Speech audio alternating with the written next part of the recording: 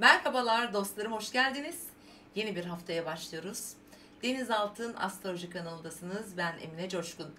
Evet, hepimizin, tüm Türkiye'nin 100. yaşı, Cumhuriyetimizin 100. yaşı kutlu olsun. Nice yüzyıllar diliyorum sevgili dostlar.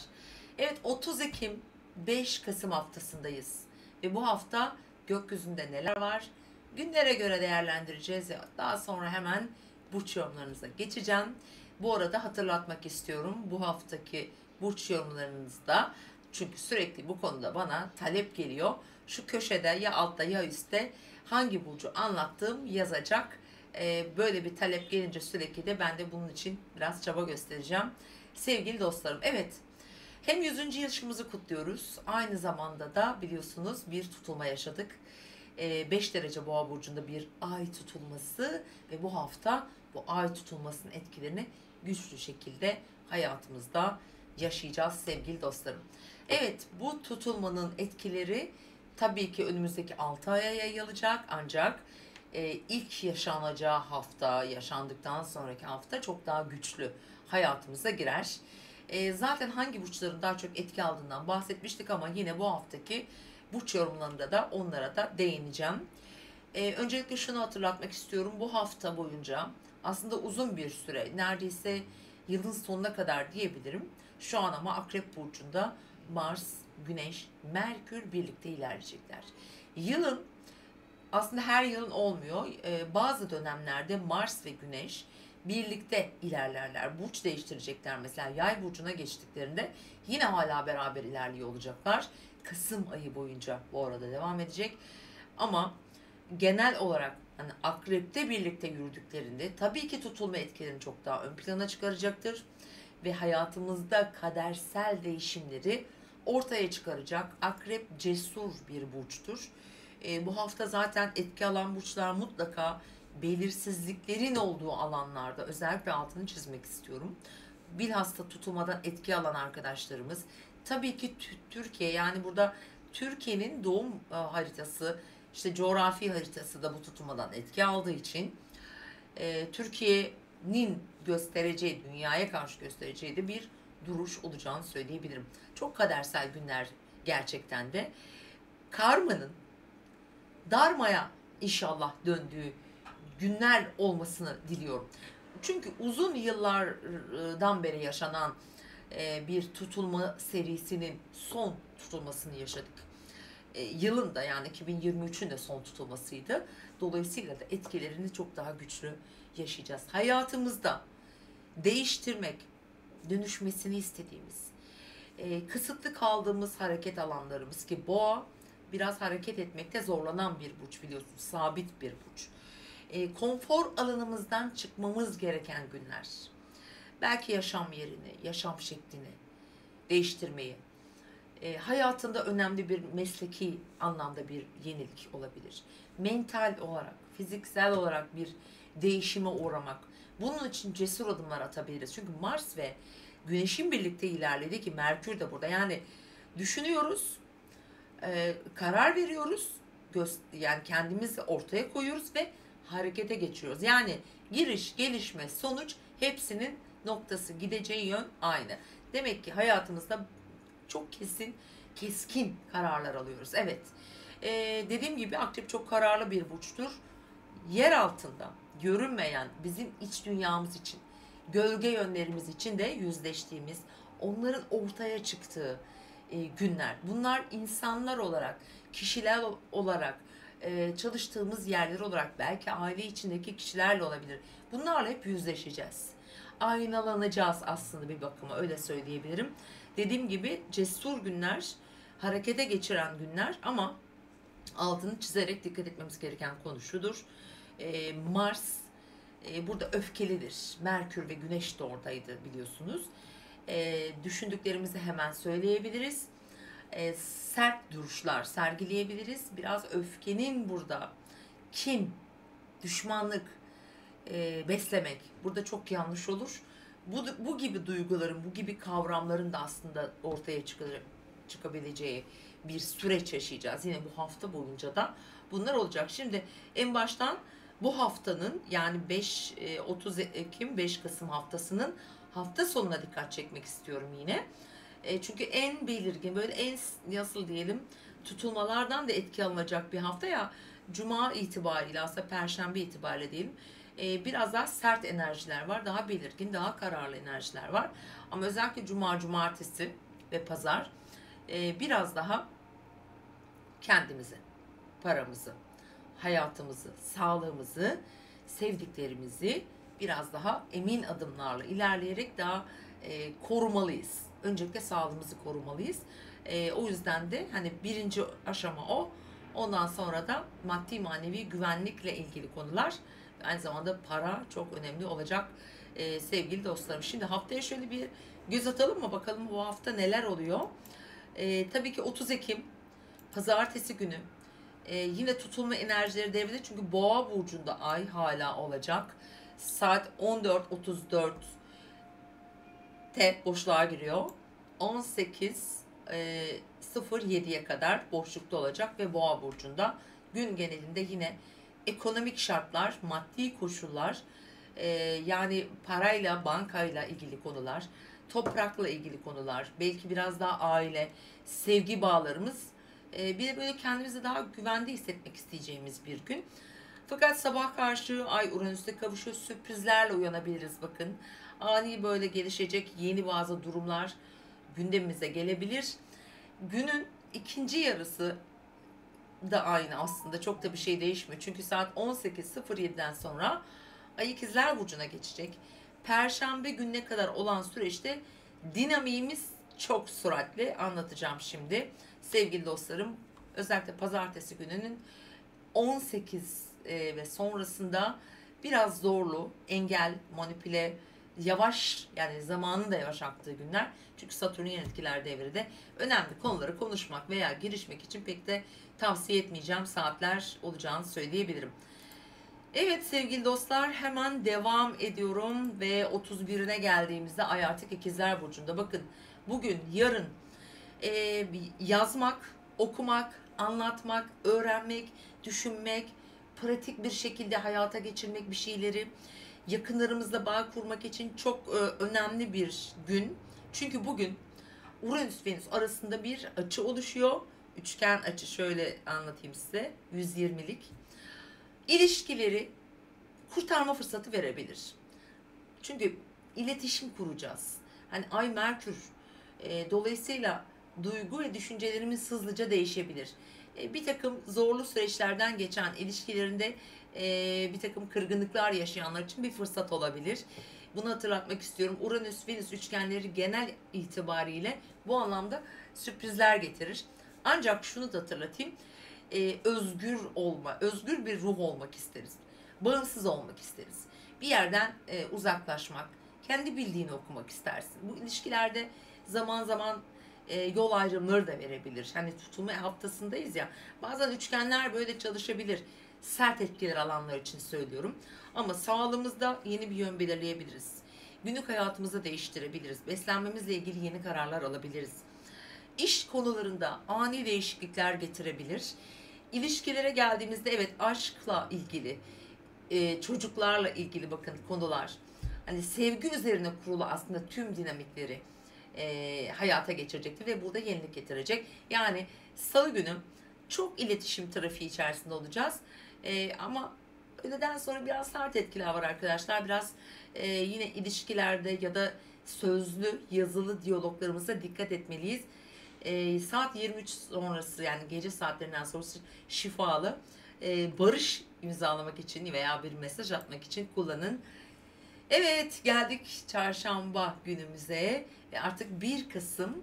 Kasım ayı hepimize şifa ile gelsin. Çok güzel bir ay. Sonbaharın son ayına giriyoruz artık. Ve Kasım ayı da bizim için çok belirleyici olacak ve 1 Kasım günü. Evet, bugün yine ayımız tüm gün iletişim, bilgi, öğrenme, eğitim, hukuki süreçler, öğretmenler, avukatlar, işte trafik, sevdiğimiz insanlar, kardeşlerimiz gibi konular gündemde olur ve zor bir gün. Evet, biraz önce dediğim gibi haftanın geneli zaten kolay gözükmüyor. Merkür Şiron karesi var bugün. Trafikte çok dikkat etmek gerekebilir arkadaşlar. Merkür Şiron genellikle bir takım böyle sakarlıklara, ani öfkelere vesaire trafikte zorluklar getirebilir. Çünkü ayın dalgınlık da var saat 14 sıralarında. Ay Neptün karesi var. Biraz böyle yanılgılara açık, yanlış anlaşılmalara veya anlamalara açık bir gün. Önemli konularda bir durumunuz varsa saat 15.34'e kadar tamamlayın. Çünkü 15.34'ten sonra ay boşluğa girecek. Gece yarısına kadar da boşlukta, artık 01'den itibaren burç değiştirecek. Yani çarşamba günün ikinci yarısı tüm gün biraz daha belirsizliklerin yoğun olduğu bir zaman dilimi olabilir. O yüzden 15.34 sonrasını biraz daha olağan böyle akışta rutin işlerimize geçirelim desek doğru olur efendim. 2'ye geldik, yani 2 Kasım. 2 Kasım 2023. Bakın arkadaşlar, bu 2 Kasım 2023 veya 1 Kasım 2023, bunların tekrarı yok. Hiçbir gün sonrasında, bir an sonrasına bile dönemiyoruz. Onun için anlar çok önemli. Bu sert günlerde, bu agresif günlerde biraz öfkeyi de içe bastırır. Bakın, kendinizi üzmeyin. Öfkenizi içinize gömmeyin. Yani akrep biliyorsunuz, yani mesela nasıl diyeyim, sağlık astrolojisinde diyelim ki dert sahibi yapan hastalıklarla da alakalıdır. Bunları da ortaya çıkarabilir. O yüzden kendinizi dert etmeyin, öfkelenmeyin de, uzaklaşın, gidin, yazın efendim. Veya güzel şeylere motive olun. Yapın, meditasyon yapın vesaire. Yani çok önemli günler. O yüzden farkında olmak gerekiyor. Ayın ikisine geldik efendim. Bugün Ay ve Jüpiter arasında güzel bir etkileşim var. Akşam saatlerinde. Akşam saatleri gayet güzel bu arada. 18, mesela 18 sonrası 19.30. Önemli işlerinizi, görüşmelerinizde, herhangi bir yazı işinizi, ailenizle, ebeveynlerinizle güzel bir akşam, güzel bir toplantı, barış sağlamak için, diyalog kurmak için gayet güzel. Özellikle aile kavramıyla ilgilidir bu arada. Ve tabii ki hani Akrep Stellium'una da güzel bir etkisi var ayın. Dediğim gibi daha huzur verici, ama biraz böyle geçmişe de gidebiliriz. Eski konuları konuşabiliriz. Ama sakin sakin böyle efendim, hiç kimse hatasız değildir hayatta. Hiçbir şey tek taraflı olmaz. Bu barış akşamı olarak ilan ediyorum efendim. 2 Kasım Perşembe akşamını ailevi konular için özellikle bence değerlendiriniz. Evet, 3 Kasım Cuma gününe geldiğimizde evet biraz dikkat etmemiz gereken bir gün arkadaşlar. Ay evet hala Yengeç burcunda, fakat bugün düğümlerin karesi var. Venüs'ün düğümlere 150'liği var. Efendim Jüpiter Güneş karşıtlığı var. Hafta boyunca yaşadığımız işte Mars Jüpiter karşıtlığı şimdi Güneş de destekleniyor. Evet, özgüveni arttırır. Özellikle durduğumuz yerden bir anda ok gibi çıkarız. Kendimizi ortaya atarız. Mesela para harcatır, ani harcamalar çıkarabilir. Diğer yandan özgüveni dediğim gibi çok fazla şişirebilir. Hani nasıl derler, balon gibi, böyle balon egolar vardır. Böyle durumlarla karşılaşabiliriz. O yüzden dikkatli olmak gerekiyor bu açı altında. Öfke kontrolü yine burada altını çizerek belirtmek istiyorum.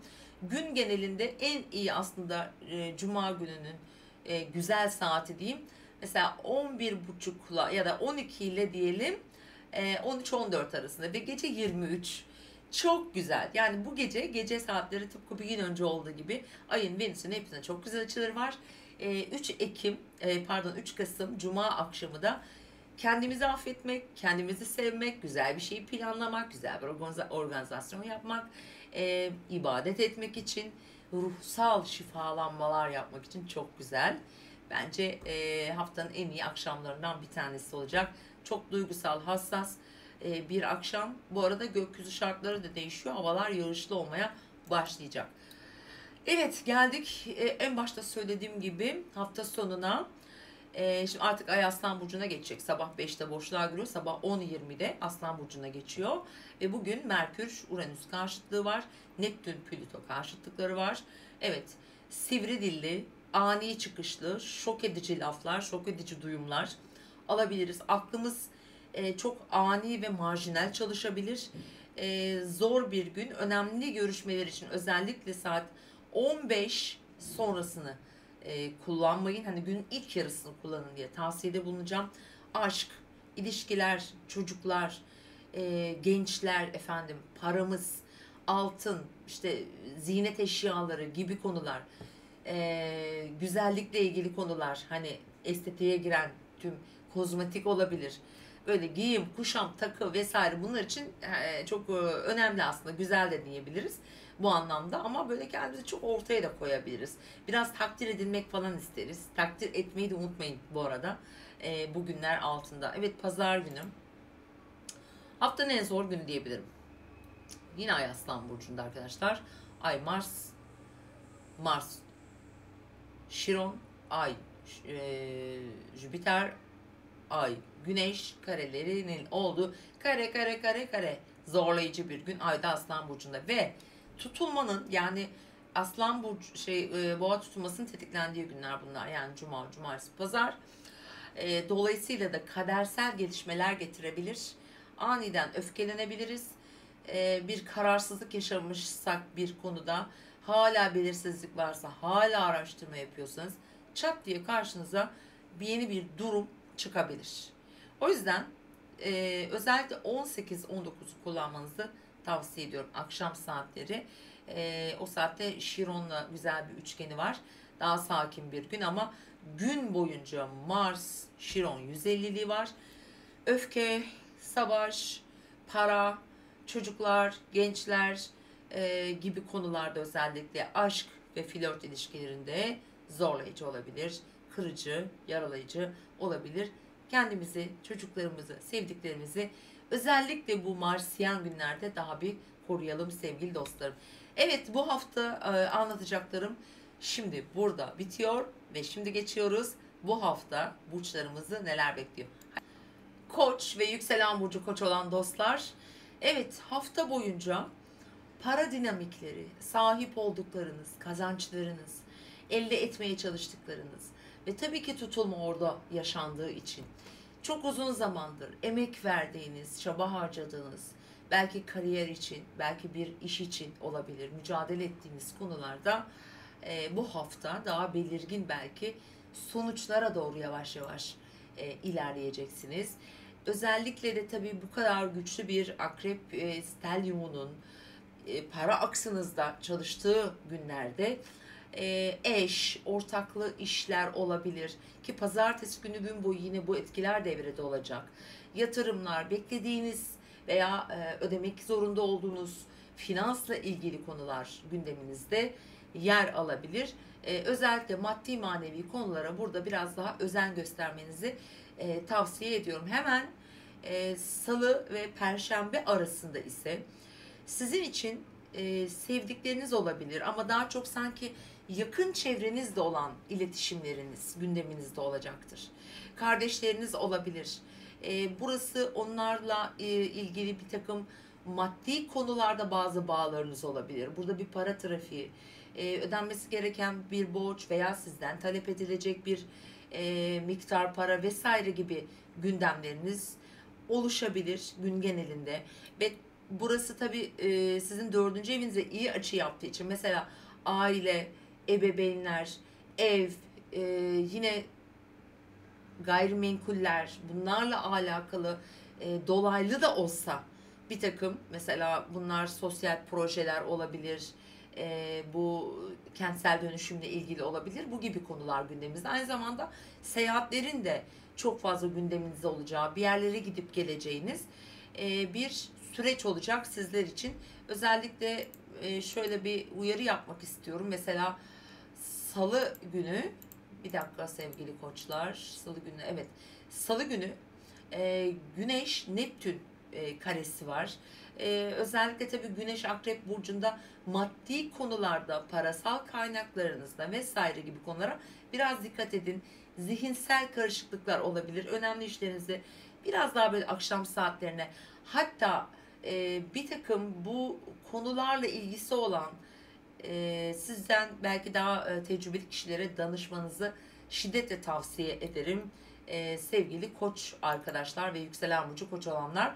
Evet, cuma gününe geçtiğimizde perşembeden sonra artık dinamikler değişiyor.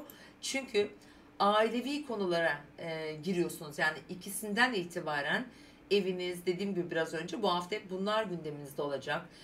Yaşadığınız yer, ev içindeki değişim, tadilatlar, ebeveynlerle ilgili gündemleriniz söz konusu olabilir. Ve buralar gerçekten güzel destek alıyor. İşte nereden destek oluyor? Bir evin satışı, beklediğiniz bir gayrimenkulle ilgili bir gelişme olabilir, bir işle ilgili de olabilir ve beklenen bir aslında emeklilik gibi gündemleri de mesela gündemimize gelecek, ama evinizin içinde bir takım yenilikler, değişimler gündeminizde olma ihtimali var. Cuma günü aynı şekilde buralar güçlü, ama Cuma günü Jüpiter'in bir karşıtlığı var Güneş'le. Yani Güneş-Jüpiter karşıtlıkları da biraz cesaret verir. Yönetici gezegeniniz Mars, çünkü burada, bu alanda çok güçlü adımlar attırabilir, çok önemli adımlar attırabilir. Maddi manevi güvenliğiniz sizin için çok önemli.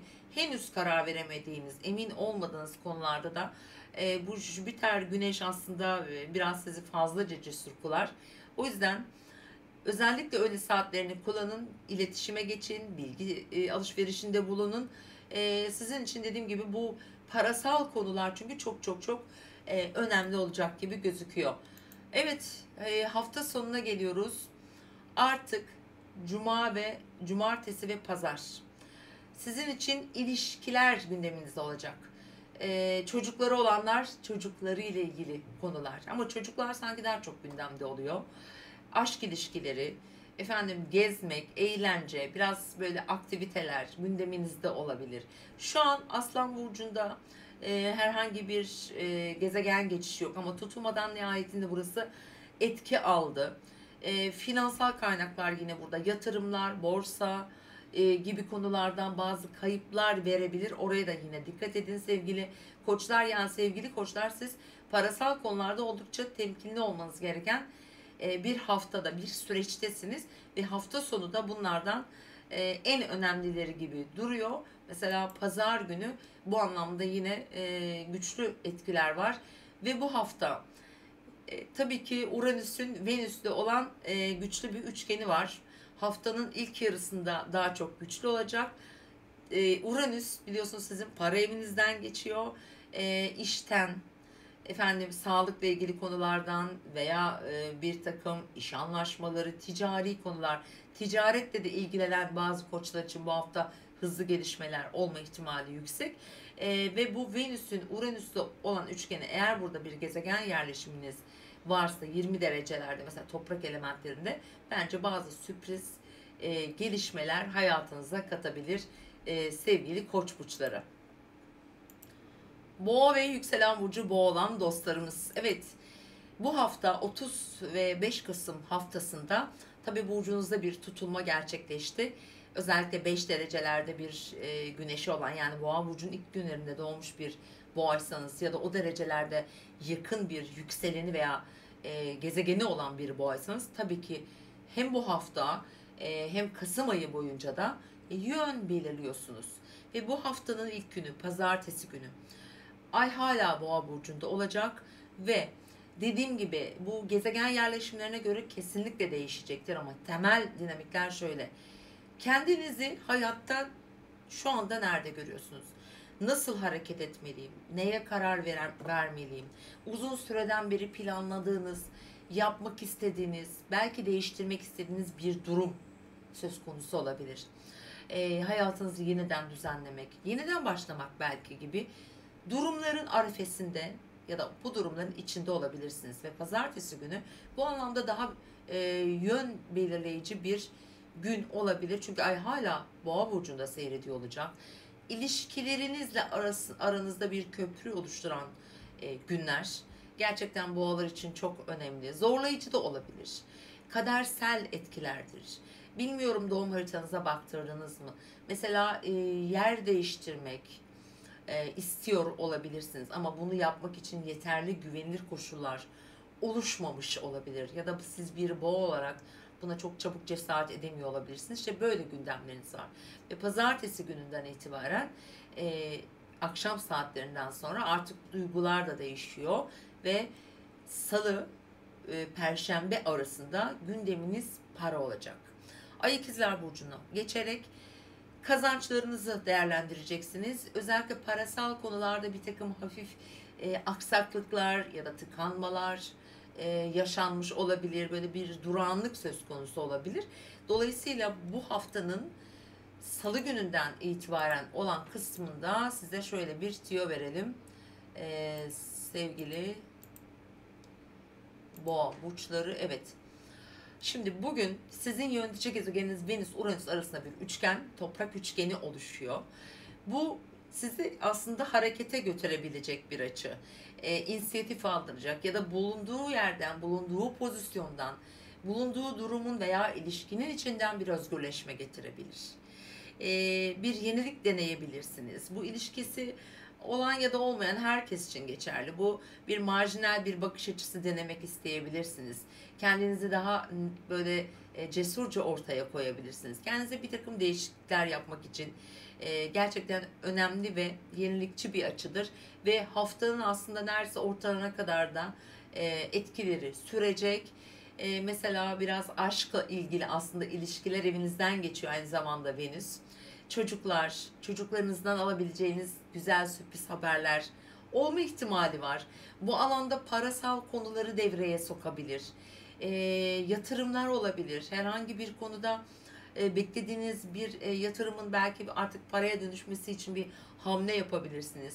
Veya dediğim gibi aşkla ilgilidir aynı zamanda. Bu gibi konular ve alabileceğiniz parasal yardımlar da olabilir. İşte eşten, ortaklı işten, belki bir özellikle mesela eşiniz varsa belki eşinizin de olabilir bu. Yani salı, çarşamba günleri bu anlamda yani parasal konular için gelirlerinizi belki de arttırmanın yeni kapılarını bulmak için önemli olabilir efendim.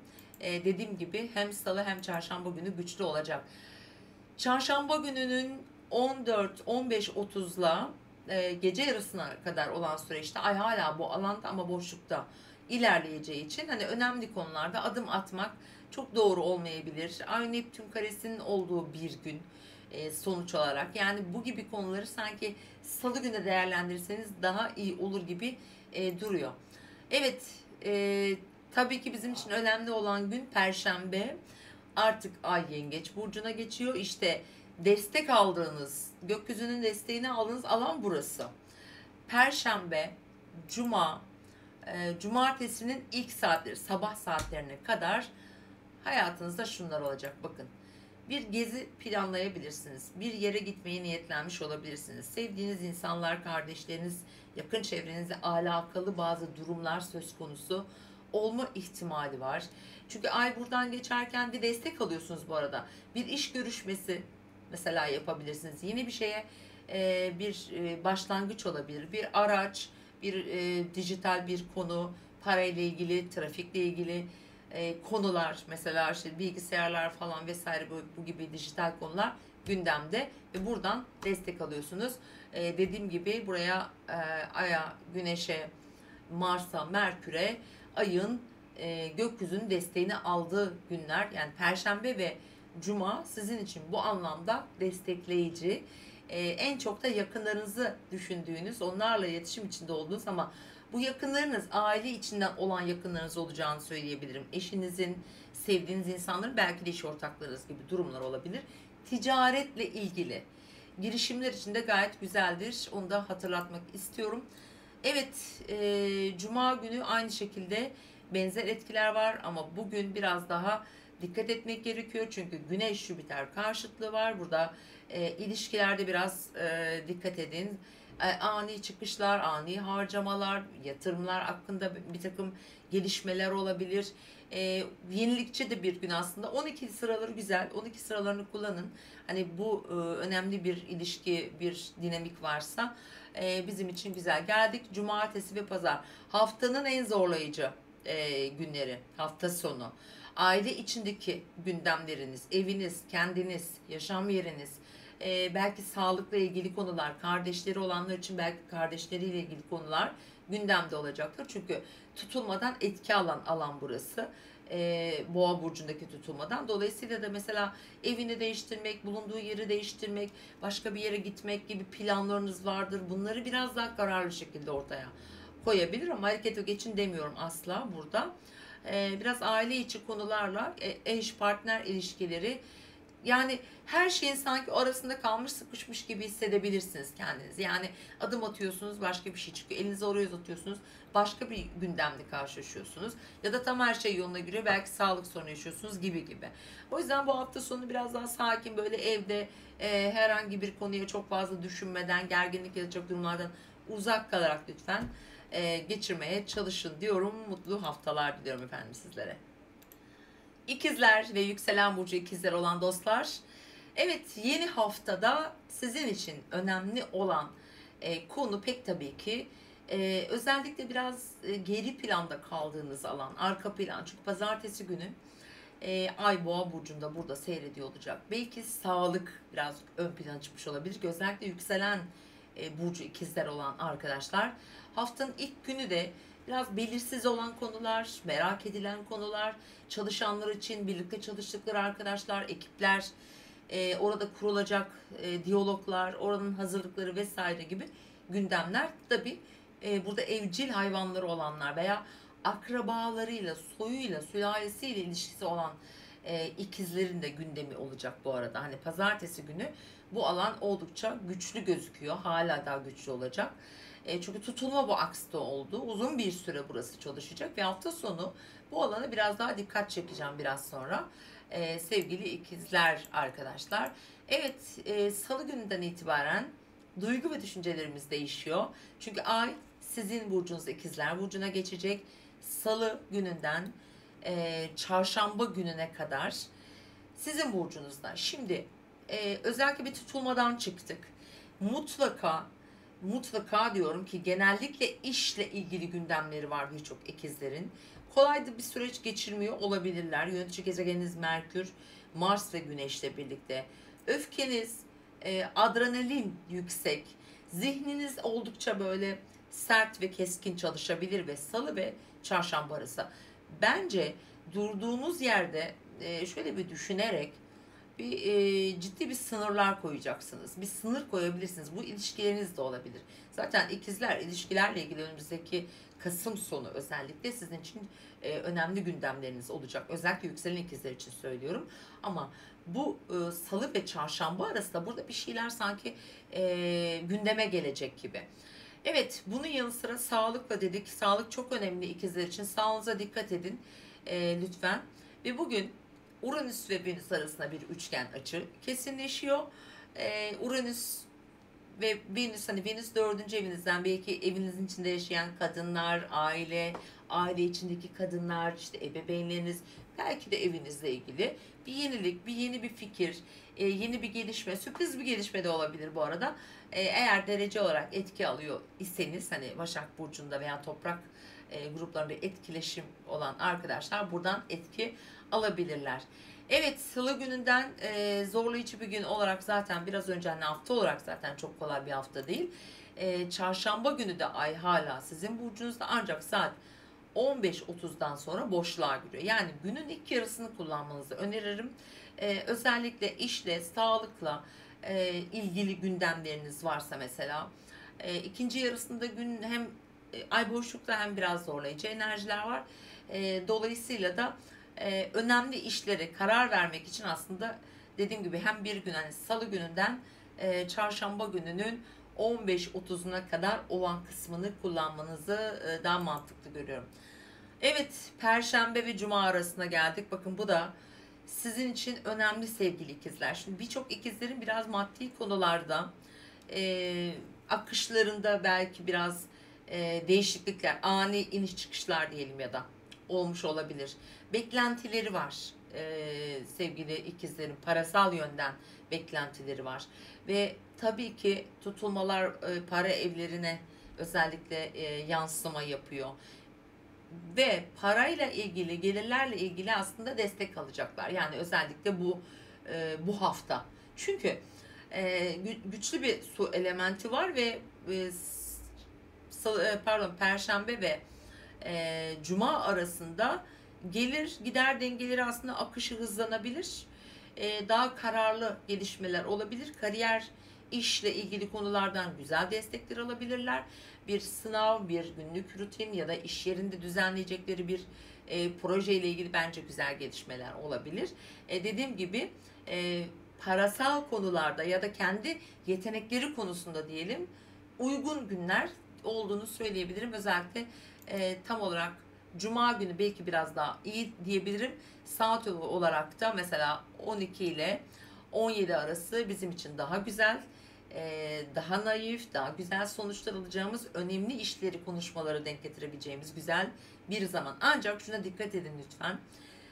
Güneş-Jüpiter karşıtlığı var ve Güneş-Jüpiter karşıtlığı sizin bu alanda böyle ani özgüveni yükselten, zaman zaman da yanlış yönleri tayin ettirecek bir durum söz konusu olabilir. Unutmayın ki bu hafta Neptün'ün de etkisi var ama sürprizlere de açık bir gün olduğunu söyleyebilirim. Özellikle saat 16 sıraları enteresan gözüküyor mesela. Sevgili ikizler, sizler için geldik. Haftanın hem zor hem de önemli iki günle, yani cumartesi pazar. Burası çok ikizleri aslında direkt etkileyen bir yer, bir durum değil. Giriş, çıkış, yani biraz gezme, çocuklar, kardeşler, onlarla ilgili konular, onların sağlığı, onların hayatlarındaki farklı gelişmeler olabilir. Hani buralar gündeminizde olacaktır.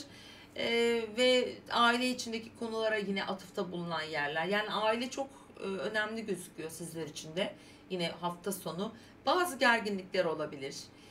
Zorlayıcı olabilir açıkçası. Yakınlarınıza bir takım anlaşmazlıklar getirebilir. Onlara dikkat edin. Hem cumartesi hem pazar kolay bir iki gün değil. Özellikle pazar günü maddi, manevi kendinizi, sağlığınıza biraz daha özen gösterin. Çünkü ikizlerin sağlıkla ilgili gerçekten kolay olmayan süreçler olabilir. Belki de sizin değil de yakın çevrenizdeki kişilerin belki sağlıkları, iş hayatları daha çok gündeminizde olacak gibi. Sevgili ikizler, umarım her şey yolunda gitsin diliyorum. Hoşçakalın. Yengeç ve yükselen burcu yengeç olan dostlar, evet, bu haftanın tutulma etkileriyle yüzleşeceğimiz hafta olduğunu söylemiştik. Ve haftaya başlarken yardımlar gelebilir sevgili yengeçler. Sosyal çevrenizden, arkadaşlarınızdan, ekip veya grup çalışmalarıyla ortak zevk aldığınız, aynı fikri paylaştığınız insanlarla bir arada olabilirsiniz. Bu anlamda hızlı bazı gelişmeler olabilir. Çünkü tutulma zaten bu alanda gerçekleştiği için. Ve haftanın hemen ilerleyen günlerine doğru, aslında salı günden itibaren biraz yalnız, içe kapanmış, biraz düşünme süreci gibi, belki arkanızda bıraktığınız günlerde yaşadıklarınızı değerlendirmekle ilgili bazı gündemleriniz olabilir. Bu arada şimdi Yengeç burcu hani ay tarafından yönetilen bir burç olduğu için tabii ki duyguları bazen hızlı değişebiliyor. Böyle fikir değişiklikleri yaşayabileceğiniz, gündeminizde olan konularda ya da düşündüğünüz bazı konularda yeni bazı gelişmeler yaşamınıza girebilir.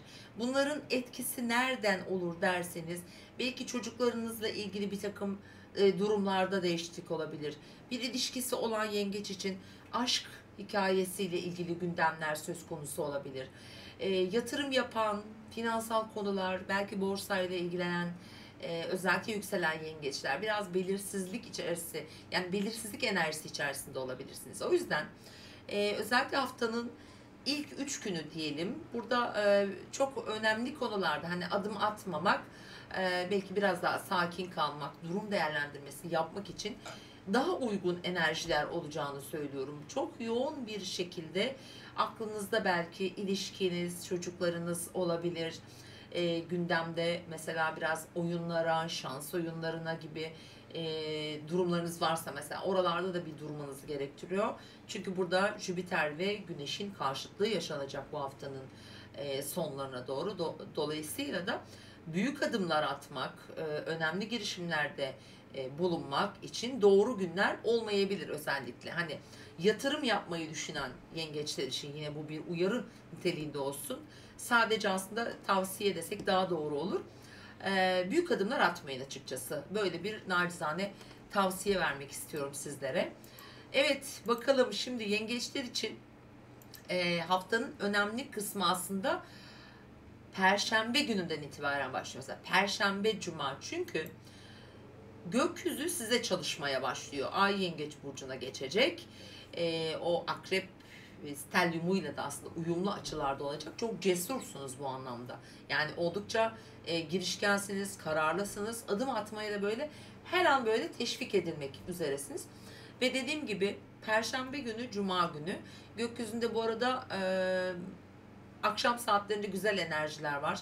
İş anlaşması, finansal konularda düşünüp plan yapmak için, bunlarla ilgili harekete geçmek için belki de diyelim, değerlendirebileceğiniz 2 gündesiniz.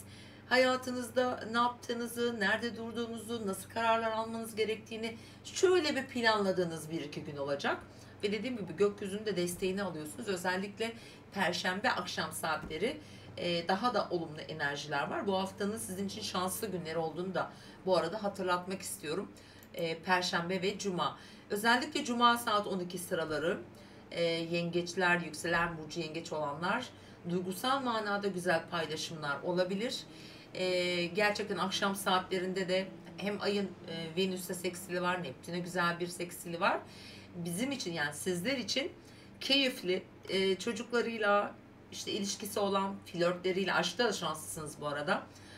Finansal konularda bence şanslı olabileceğiniz bir hafta sonu olacak. Özellikle yeni tanıştığınız kişiler olabilir veya yeni tanıştığınız kişilerle bir takım paylaşımlar içerisinde olmanız gerekebiliyor. İşte haftanın bu özellikle Cuma günü öğle sonrası ve akşam saatlerini kullanabilirsiniz.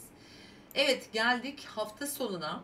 Şimdi hafta sonunda yengeçler için biraz parasal konular devreye girecek. Çünkü boğa tutulmasının etkilendiği, aktifleştiği 1-2 gün. Gökyüzünde karşıtlıklar, meydan okumalar var. Ve bu sizin dediğim gibi kazançlarınızla ilgili alanda. O yüzden bu hafta tüm yengeçler hem ilişkilerine hem paraya hem çocuklarına, onlarla olan belki iletişimlerine birazcık daha hani özen gösterin. Lütfen özellikle hafta sonu yani cumartesi ve pazar çok da kolay geçmeyebilir. Hepimiz için öyle geçmeyebilir bu arada. Aslan enerjisi çok yüksek çünkü.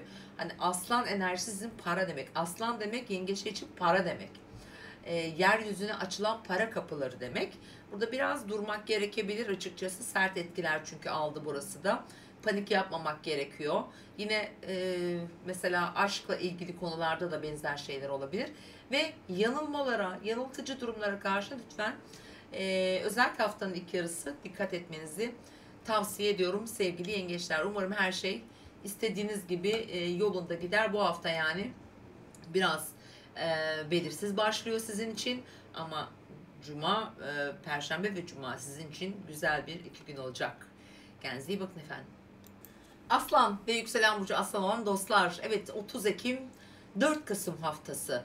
Aslanlar için önemli tabii ki. Çünkü tutulma tam kariyer evlerinde yaşandı. Özellikle 4 derecelerde bir aslan, yükseleni aslansanız tüm hafta boyunca ama özellikle haftanın ilk günü yaşamınızı ilgilendiren her alan belki de gündeminizde olacaktır.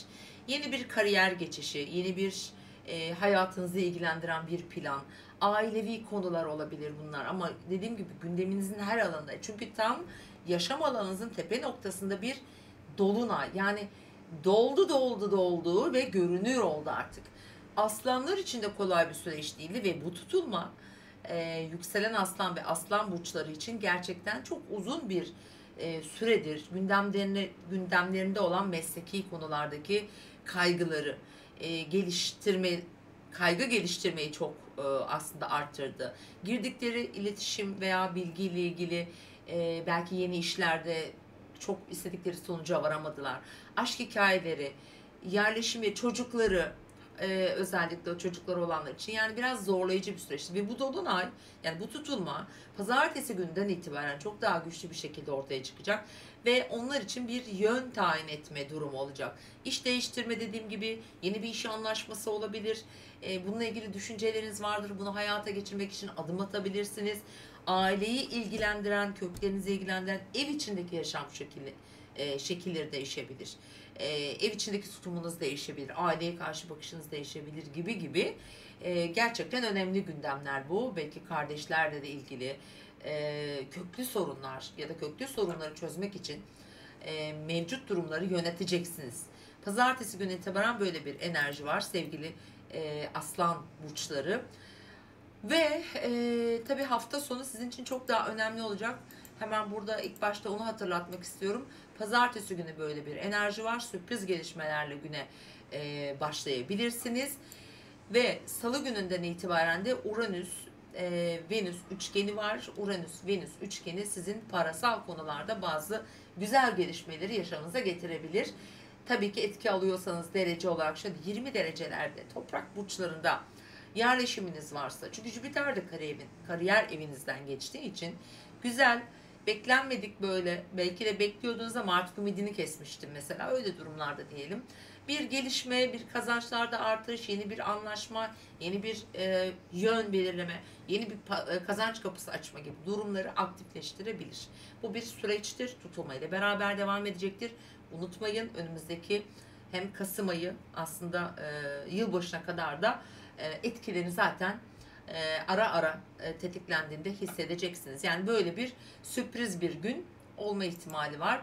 Çarşamba gününden itibaren artık sizin için, pardon, çarşambaya gelmedim. Salı günden itibaren, salı ve çarşamba arasında biraz daha sosyalleştiğiniz bir iki gün olacak. Sosyal ilişkileriniz, hatta çocuklar gibi, aşk gibi konular gündemde olacak. Popüler olduğunuz, biraz daha dışarıyla zaman geçirdiğiniz, arkadaşlarınızla belki biraz sohbet ettiğiniz, bilgi alışverişinde bulunacağınız bir iki gün olacak. Bunların ana konusu yine eviniz, yine aileniz, yine yaşam yeriniz, hayatınızda önemli köklü değişimlerin planları hakkında olma olasılığı var. Ama herkese de her şeyinizi anlatmayın lütfen. Buradan da bunu belirtmek istiyorum. Devam ediyoruz efendim. Çarşamba akşam saatlerinden sonra enerjiler değişiyor. Perşembe günü boyunca devam edecek bir suskunluk dönemi, bir düşünme dönemi, bir analiz dönemi sizin için söz konusu. Merak etmeyin, güzel olacaktır. Çünkü buraya su elementi, biraz aileyi düşünüyorsunuz sanki. Yine aslanlar için aynı şekilde efendim, yine kapalı kalmış konuları ortaya çıkartacak bir iki gün olabilir. Böyle bir süreç olacak. Sağlığınızla, duygusal, ruhsal sağlığınızla ilgilenebilirsiniz. Biraz geride kalıp gözlem yapacağınız bir iki gün sizi bekliyor. Cuma günü haftanın aslında sizin için değerlendirmesi gereken güzel bir günü. Önemli bir takım görüşmeler, konuşmalar için özellikle öğleden sonraki saatler gayet de güzel. Çünkü bugün Ay Merkür üçgenimizin devrede olduğu bir gün. Akşam saatlerinde Uranüs de devreye giriyor. Böyle sürpriz haberler de getirebilme olasılığı var. Düşündüğünüz konular, yani aklınızdan geçenlerin gerçeğe döndüğü bir iki gün olabilir. Şimdi efendim, Aslan burçları için hafta sonu önemli.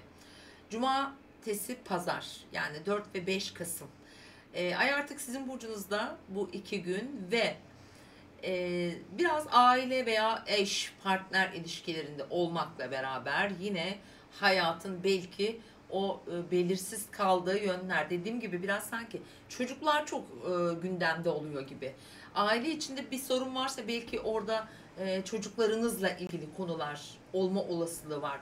İşte aile büyüklerini belki karşınıza aldığınız böyle durumların da olması çok muhtemel, ama bütün odağınız eviniz, aileniz, yuvanız, kökleriniz, çocuklarınız, işiniz, yani gerçekten çok önemli konuların eşiğindesiniz.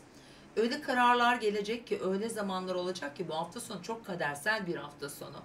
Artık gündeminizi değiştirecek yeni bakış açıları geliştireceksiniz. Çünkü bu tutulma sizin belki gözünüzden kaçırdığınız birçok şeyi böyle daha büyük bir şekilde önünüze serecek ki bu hafta sonu bu alanda çok güçlü gözüküyor açıkçası. Kolay da bir hafta sonu olmadığını da tekrar altını çizmek istiyorum.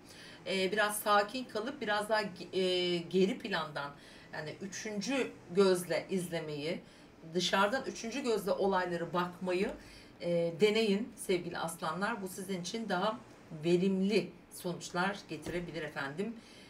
Keyifli haftalar diliyorum sizlere de. Başak ve yükselen burcu Başak olan dostlar. Evet, bu haftanın daha rahat enerjiler altındasınız genel olarak. Çünkü pazartesi gününden itibaren yaşamış olduğumuz Toprak burcundaki bu görünürlüğü, olayları daha sade ve daha net gördüğümüz dolunay hayatınızda uzun süreden beri, yani bu gerçekten 19 yıllık döngüleri tamamlıyor biliyorsunuz tutulmalar.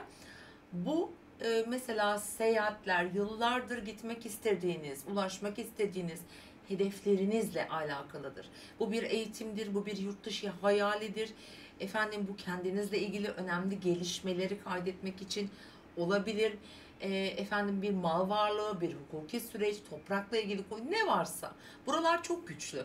Pazartesi günden itibaren tabii önümüzdeki süreçte de bu alanda önemli gelişmeler kaydedebilir sevgili Başak ve yükselen burcu Başaklar. O bulundukları yerde ya da mesela varmak istedikleri noktalara belki de vardılar ama orada yeteri kadar başarı sağlayamadınız, istediğiniz kökü kuramadınız. İşte bunları sağlamlaştıracak bir gökyüzü var. Çünkü Jüpiter de aynı zamanda aynı alanda olduğu için. Pazartesi günü yine böyle uluslararası konular, eğitim gibi, yurt dışı ile ilgili konular, evraklı işleriniz, mahkemeli durumlar veya belki uzak hedeflerinizde yeniden bir yol haritası çizeceğiniz bir zaman dilimi. Evet, salı gününden itibaren, salı ve çarşamba, işte bu bahsetmiş olduğum kavramlar daha çok ortaya çıkacak. Çünkü siz zamanı durdurmuş olarak düşünün. Çünkü sizin yönetici gezegeniniz Merkür. Ve şu anda ticari konuları çok aktifleştiriyor. Eğitim, öğrenim, öğretmen olabilirsiniz. Bir hukukla ilgilenen veya basın, yayın, işte haberci, gazeteci olabilirsiniz. Bu alanlarda görev yapan tüm başaklar için önemli, hatta verimli diyebilirim. Terfi aldırır, yeni bir proje gelir, yeni bir projeye başlamak gibi düşünün. Böyle gelişmelerin, fikirlerin, tekliflerin gelebileceği bir ya da bunları planlayabileceğiniz bir 2,5 gün olacak sizler için. Güzel bir hafta aslında bekliyor sizleri, merak etmeyin diyebilirim. Evet, diğer yandan hemen şöyle haftanın diğer günlerine, yani bu gerçekten başaklar için salı günü de sürprizli olabilir. Hani onu da atlamayalım. Uranüs-Venüs üçgeni var. Tüm Başak ve yükselen burcu Başak olanlar, Venüs burcunuza zaten ilişkide, günlük hayatınızda, kendinizle olan duygusal bağınızda böyle güzel yenilikler katabilirsiniz. Aniden yeni bir karar alabilirsiniz. Kişisel gelişiminiz için, görüntünüz için alışveriş de yaptırır. Para da harcatır. Onu da söylemek istiyorum. Böyle bir yeni kararlar alıyor yani sevgili Başaklar. Başaklar için fena bir hafta değil. Hatta hayatta durdukları yerleri daha iyi görebilecekleri bir hafta olacak ve bu anlamda da salı ve çarşamba çok daha güçlü gözüküyor efendim. Evet, perşembe, cuma. Artık sosyalleşme alanına geçiyoruz. Daha sosyal bir hafta içi olacak bu anlamda sizin için. Aynı zamanda mesela bulunduğunuz yerle yakın çevreniz arasında kurulan köprüler gibi düşünün. Bağ kuruyorsunuz, görüşmeler sağlıyorsunuz. Güzel diyaloglar efendim gündeme geliyor. Özellikle mesela burada Cuma günü bence daha da verimli bir gün. Birçok bilgi trafiği olabilir. Beraber bir şeyler planladığınız insanlarla görüşmeler yapılabilir. Yeni planlar, yeni anlaşmalar olabilir. Başaklar sanki bir yerlere gitmek için planlar yapıyor. Seyahatlere, yer değişikliklerine, yeni iş projeleri, bakın ticaret için, yeni bir işe başlamak için, yeni bir projeye adım atmak için, ki sosyal platformlar için çok önemli. Radyo, televizyon, belki biraz daha medya, işinizi medyaya taşımak gibi olabilir, bilmiyorum. Doğum haritasında bu nasıl çalışıyor. Böyle bir dönem. Cuma günü bunlardan güzel bir gün. Sadece Cuma günü Jüpiter Güneş karşıtlığı var. Jüpiter Güneş karşıtlığı da yakın çevrenizle ilgili olan konuları gündeme getirecektir. Boyundan büyük işleri kalkışmaktır. Bunlara dikkat etmek gerekiyor. Çünkü özgüveni yani arttıran bir alan burası. Çok direkt etki almasanız da bu gibi durumlara biraz gözden geçirmekte fayda var efendim. Şimdi hafta sonuna geldiğimizde cumartesi pazar Başaklar için biraz daha manipülasyonlu bir hafta sonu. Arka plan enerjileri çalışıyor. Çünkü Başakların biraz daha psikolojik durumları olabilir. Kendiyle yalnız kalmak da isteyebilir. Yani bunu illaki bir sağlık sorunuyla tabii ki bağdaştıramayız. Özgürlük planları yapılabilir. İleriye yönelik yeni konuşmalar, planlar olabilir. Bakın ilişki de olabilir bu. Bu bir evlilik de olabilir. Bazı başaklar evlilik hayalleri kuruyor, evlilik planları yapıyor. Olabilir. Yapmıyorsanız da yapacaksınız. Efendim önemli olacaktır. Bu anlamda bazı böyle araştırmalar, argeler içerisinde olabilirsiniz. Bir tık hafta sonu sağlığınıza lütfen dikkat edin. Sağlıkla ilgili konulara. Bir de mesela kardeşlerle olan ilişkilerinizde de biraz gergin olunabilir gibi hani duruyor. Bunlara dikkat edeceksiniz ama genel olarak dediğim gibi Başaklar için böyle bir iş ortaklıkları, iş projeleri, evlilikler gibi konular efendim yeni kazanç kapıları açmak için de yeni fırsatlar oluşturmak için güzel bir dönem ve bu haftada geliştirici bir hafta. Mutlu haftalar diliyorum efendim size de. Terazi ve yükselen burcu terazi olan dostlar. Evet, 30 Ekim haftasındayız ve 30 Ekim Kasım ayına giriyoruz artık bu hafta. Sizler için gökyüzünde bu hafta yine finansla ilgili konular, parayla ilgili konular, maddi manevi güvenliğinizi ilgilendiren alanlar gündeminizde olacak değerli terazi, yükselen terazi olan arkadaşlar. Çünkü tutulma bu alanda oluyor hemen cumartesi günü ve bu hafta boyunca da tutulmanın etkilerini yaşayacağımız için. Mesela birçok terazide şöyle bir durum var. Diyelim ki işte evlisiniz veya bir iş üretmek istiyorsunuz veya kazançlarınızı arttırmanın yolunu arıyor olabilirsiniz. Miraslı bir konuda bir gelişme bekliyor olabilirsiniz. Belki emeklilik bilemiyorum. Uzun süreden beri aslında yeteri kadar belki istediğiniz şartları oluşturamadıysanız artık burada durum değişikliği söz konusu. Bakış açısı değişiyor, bazı gelişmeler oluyor ve kendi maddi ve manevi güvenliğinizi bundan sonraki yaşamınızla ilgili konuları aktif edecek bir süreç. Ve bu hafta pazartesi günü ödeme, finans, borç, kredi, eş veya partnerle ilgili konular, onunla ilgili mesela nafaka durumları vesaire. Bu arada dışarıdan gelen ses çok rahatsız edici, özür dilerim. Ben çok rahatsız oldum ama elimden bir şey gelmiyor şu anda. Ben duyuyorum, bilmiyorum siz duyuyor musunuz? Evet, bunlar gündeminizde olacak ve haftanın hemen ikinci gününden itibaren, yani salı günden itibaren, salı ve çarşamba arasında, şimdi teraziler için önemli. Sevgili teraziler, tüm aslında giriş, gelişme, sonuç diye baktığımızda konulara hala para, hala finansla ilgili güvenlik alanlarını oluşturma. Belki bunu eşinizle, partnerinizle fikir birliği yapmaya çalışıyorsunuz. Yeni bir girişim var, yeni bir yatırım var, yeni bir kredi, bir oluşum içine girmek üzere böyle bir projelendiriyorsunuz. İşte salı günü yönetici gezegeniniz Venüs ve Uranüs arasında oluşacak üçgen açı burada bazı sürpriz gelişmeleri gündeminize getirebilir. Hedeflerinize yenilerini ekleyebilirsiniz. Yurtdışı kapısı, özellikle işte bir eğitimle ilgili konular olabilir. Mesela bir eğitimci olabilirsiniz. Yeni bir serüven başlayabilir mesela. Ve hukuki süreçlerle ilgili konular, işte seyahatler, geziler, pasaportlu, evraklı işler vesaire, bunlar çarşamba gününe kadar gündeminizde ve Uranüs-Venüs üçgeni de burada size sürpriz gelişmeler, beklemediğiniz yerden hatta bazı yardım kapıları açabilir. Böyle bir gündeminiz olacak. Ama bunun sonu yine parasal konulara dayanıyor. Öyle söyleyebilirim. Hemen salı günü mesela diğer yandan hani genel olarak çok verimli bir gün yok hani açısal olarak ama hani sizin adınıza olumlu gelişmeleri getirebilir. Özellikle öğle saatleri çok sürpriz gibi gözüküyor salı günü.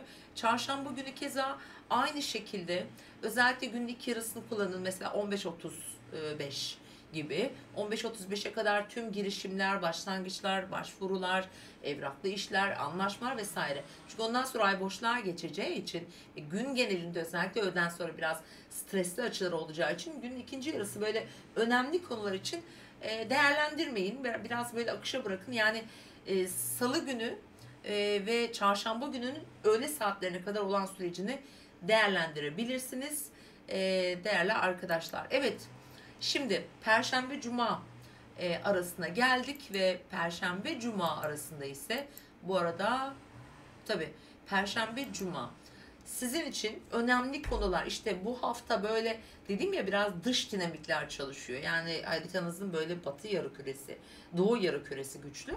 Şimdi burada kararlar veriliyor efendim. Bu hafta durduğunuz yer, yaptığınız iş, gideceğiniz yön, işle ilgili konular, girişimler, belki patronunuzla, belki amirinizle ilgili. Yani bazı önemli konular, hayatın tüm çerçevesini içeren bir durum olacak çünkü. Perşembe, Cuma bence sizin için önemli. Doğum haritanız eğer etki alıyorsa, ki birçok terazinin aldığını düşünüyorum. Tutulmadan da özellikle etki alan burası. Kariyerinde bir değişiklik yapmak planlıyorsanız, böyle harekete geçmek için falan güzel açıkçası. Özellikle mesela Perşembe günü akşam saatlerini değerlendirin, önemli kişilerle görüşmek vesaire gibi. Ve bunlar ailenizle ilgili olacağını düşünüyorum. Yani bu tek başına değil de sanki aile içindeki bireylerle böyle belki danışılabilecek ya da alınabilecek kararlar, ama işle çok ilgisi var. Onu söyleyebilirim. Cuma günü nispeten bu alanda daha güçlü enerjiler var. Bilhassa öğle saatlerini lütfen değerlendirin. Patrondan zam isteyebilirsin. Yeni bir firmayla anlaşma söz konusu olabilir. Veya çalışıyorsun ya da çalışmıyorsun. Aile büyüsün mesela. Ailenle ilgili, sağlığınla ilgili, belki harcamalarına ilgili bir takım planlar yapacaksın ve dediğim gibi hayatın her alanında söz sahibi olabileceğin, görünür olabileceğin, sözünü dinletebileceğin bir gün. Özellikle dediğim gibi 12 ile 17 arası gerçekten güzel. Hele 23 sıraları daha da destekleyici. Yani Cuma günü bu haftanın verimli günlerinden sayabiliriz. Sadece parantez açıyorum. Jüpiter Güneş karşıtlığı bugün kesinleşiyor. Tıpkı Mars Jüpiter karşıtlığı olduğu gibi bu da tabii yine parasal konulara denk geliyor. O yüzden burada aşırılıktan dikkat etmek gerekiyor, aşırılıklara açıkçası, öyle söyleyeyim. Mesela yatırımlarla vesaire gibi ilginiz varsa biraz daha sağlamcı olmaya gayret göstermenizi tavsiye ediyorum efendim. Bu arada Venüs Başak Burcu'nda çok güçlü bir yerde değil ama olayları, durumları çok iyi analiz edilebilecek bir yerden geçtiğinde hatırlatmak isterim. Geldik hafta sonuna. Şimdi bu haftanın en önemli 2 günündeyiz. Gerçekten özellikle teraziler biraz sosyal çevrelerinden kırgınlıklar yaşayabilirler. Belki de yaşıyorlar. Arkadaşları, sosyal çevresi içinde biraz göz önünde olmak, belki ilgi çekmek onlar için daha önemli olabilir. Ama burada Venüs'ün düşük olduğunu düşündüğümüzde tabii ki çok istediğimiz sonuçlara gidemeyebiliriz. Hafta sonu biraz dikkat diyorum.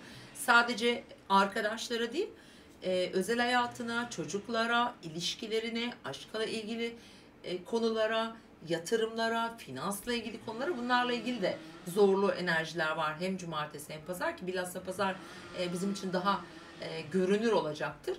Dolayısıyla biraz sakin kalmak, dikkatli konuşmak, özellikle bunu altını çizmek istiyorum. Tartışmalardan, gerginliklerden uzak durmakta fayda var sevgili teraziler. Toplumsal alanlarda, kalabalık yerlerde özellikle daha dikkat çekici olacak gibi duruyor. Efendim mutlu haftalar diliyorum sizlere de. Akrep ve yükselen burcu akrep olan dostlar. Evet, bu hafta tabii ki önemli bir akrep olarak önemli bir tutulma yaşadınız ve tutulmanın etkilerinin çok güçlü olduğu bir haftadayız. Kasım ayı boyunca da bu arada böyle ilerleyecek. Bu hafta 30 Ekim 5 Kasım haftasındayız. Evet, bu haftanın başlıca dinamikleri, ilişkileri olacak. Birçok yükselen burcu veya burcu akrep sevgili arkadaşlar ve pazartesi gününden itibaren ilişkilerden beklentileriniz, şu ana kadar bir türlü mesela çözüm bulunamamış ilişkilerdeki bazı dinamikler devreye girebilir.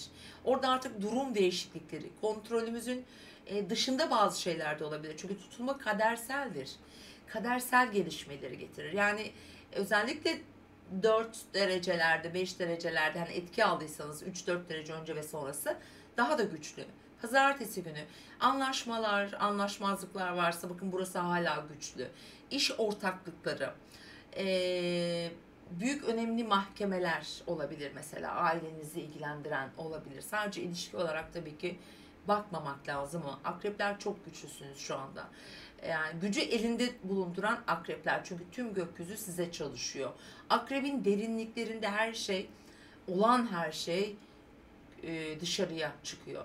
İçine gömdüğü, içinde biriktirdiği, bu öfke de olabilir, sevgi de olabilir, kendinle yüzleşmek de olabilir veya ilişkinle yüzleşmek olabilir. Belki artık kabule geçmen gereken bir durum var. Bunun gibi dinamikler tabii ki doğum haritasına bağlı olarak çalışacaklar. Lütfen şuna dikkat edin. En başta söylüyorum. Sağlığınıza dikkat edin. Ekstra tüm gökyüzü burcunuzda. İletişimle ilgili konularda öfke kontrolüne dikkat etmeniz gerekiyor. Özellikle ilişkiler bakımından. Dediğim gibi sağlığa dikkat ediyor. Önemli operasyonlar, işte ameliyatlar gibi durumlar olabilir. Yakın zamanda böyle bir tarih belirleyecek olabilirsiniz. Belki de olduğunuz bir tedavi süreci geçiriyorsunuz. Bunun gibi süreçler. Şimdi pazartesi günü bunlar ilişkiler yönü devrede olacak. Hemen haftanın ikinci günden itibaren çarşamba gününe kadar olan kısmında biraz daha işin görünmeyen boyutu diyelim. Hani buzdağının görünmeyen kısmı ile ilgileniyorsunuz. Bunun altında bir takım kaotik durumlar, zorlayıcı duygusal iniş çıkışlar verebilir ama diğer yandan finansla ilgili konular, işte borç, kredi, sigorta, fatura, en basitinden en büyüğüne kadar. Partner ilişkilerinde veya ortaklı ilişkilerde bir malın bölünmesi, bir şeye müracaat etmek, bir resmi bir kurumla yeni bir iletişime geçmek gibi de düşünebilirsiniz. Salı günü Uranüs, Venüs arasında bir üçgen açı kesinleşiyor. Uranüs biliyorsunuz Jüpiter'le beraber şu an aslında tam karşıt alanınızdan geçiyor. Belki arkadaş, belki sevdiğiniz biri, belki dostunuz ya da bir kadından alabileceğiniz bir desteği, sürpriz bir desteği aslında işaret edebiliyor. Bu eşiniz de olabilir tabii ki. Etkiler bu anlamda güzel. İlişkiler yönünden destek alıyorsunuz bu Venüsyen enerjiler tarafından. Burada bir yeni bakış açısı da geliştirmek anlamında düşünebilirsiniz. Yani artık kabulde olmak gerekiyor dedim ya. İşte bir yenilik yapmak. Bu ilişkilerden özgürleşmek olarak da düşünebilirsiniz. Doğum haritasının aldığı etkilere göre. Yani salı günü böyle bir etki var ve tabii ki pazartesi, salı haftanın 3 ortalarına kadar da etkisi sürecek efendim. Hemen çarşamba günü için de aynı şeyi söyleyebilirim. Finansal konular, bankalar, sigortalar, vergiler, paylaşılması gereken ne varsa veya ödenmesi gereken veya banka krediyle ilgili konular gündeminizde yer tutacak. Evet, geldik çarşamba gününe ve artık 1 Kasım Perşembe ve Cuma gününden bahsediyoruz. Evet, bu haftanın önemli bir 2 günü ve birçok akrep için destekleyici bir gün.